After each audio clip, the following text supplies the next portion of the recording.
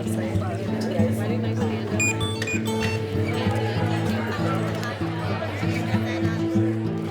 do you have here? Show me what you have. I have pictures of my mom and dad's wedding. My dad passed away 17 years ago, and I'm hoping that Tyler he'll come through.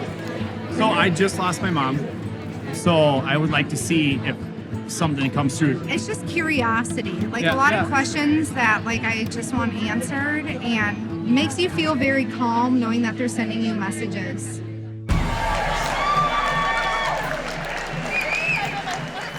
Please welcome Hollywood medium Tyler Henry. Wow, hello everybody. Wow, one or two of you showed up. How's it going? I know everybody has varying degrees of belief, but tonight I'm excited to share with you, regardless of your beliefs, some truly validating testimonials of life after death. Does that sound good? These people paid around $50 for a chance to interact with the dead through 23-year-old psychic Tyler Henry, better known to his legion of fans as the Hollywood medium. Give me a sense of when you started kind of, for lack of a better phrase, professionalizing this. Well, that really started when I was around 16. I graduated high school early with the goal of trying to become a hospice nurse. And while I was enrolling, I was basically just doing readings on the side for people through word of mouth.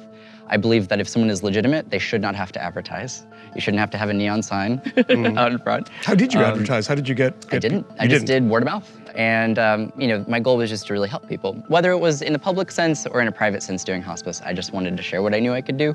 But there are a lot of issues when it comes to becoming a public medium, being in the public eye. And I didn't know at that time in my life if I was ready to explore that. In what sense? I knew all the criticism that I was going to get when I went public, and I made the decision ultimately to go public regardless.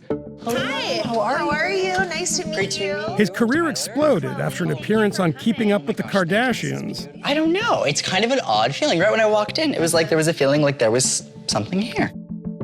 Soon after, his own show debuted, where he communes with the dead relatives of famous actors and musicians. It's been a huge ratings success and is now in its 4th season. Are you sure we've never met before? I'm pretty sure.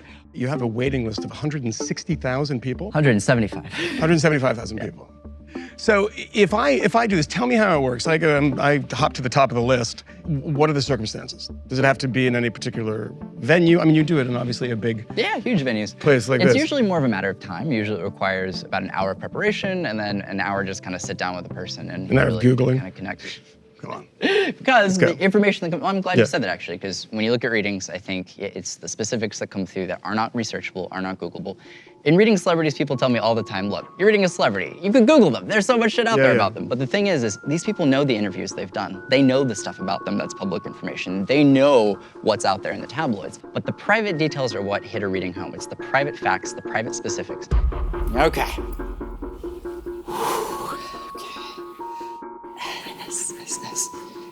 I want to say there's either a Suzanne or a Susie connection to this. Cool. Hi. How's it going? Good, how are you? Good. So don't give away too much information, but I just want to make sure I'm with you because I have a lot coming through here. You relate to your biological mother being passed away. Yes. Okay, yes. so that's for sure for you. Okay. Do you want me to tell you her name? Sure. What is it? It's Susie. No. Wow. Okay, Susie. I forgot to ask that one. Very Susie, cool. yep. Okay. None of this is new. History is clotted with oracles and seers profiting off of grief. I see you going. But it's an act that's on the rise. The psychic industry has grown by 52% since 2005, becoming a $2 billion business that employs 90,000 Americans. There is a slew of current celebrity mediums: John Edward, Tyler Henry, Teresa Caputo, and they will look into your face and they will lie to you. Stephen Shaw, known to his fans as Banachek, is a magician, mentalist, and lifelong debunker of psychics, arguing that they pass off simple trickery as otherworldly powers. They leave you deeper in despair. What's the most important trick that a psychic needs to know to convince people that they're actually talking to the dead? I think the most important trick is making it seem like you have empathy for the people, like you understand. Once you get that empathy, and once you get a person believing that you're empathizing with them, then you can talk them into doing almost anything. So that's more important. Empathy is more important than any of the sort of sleight of hand trickery that one would do. I think empathy is the most important thing because that's what draws you in, but you're gonna need one or two other little tools. Tell me what cold reading is.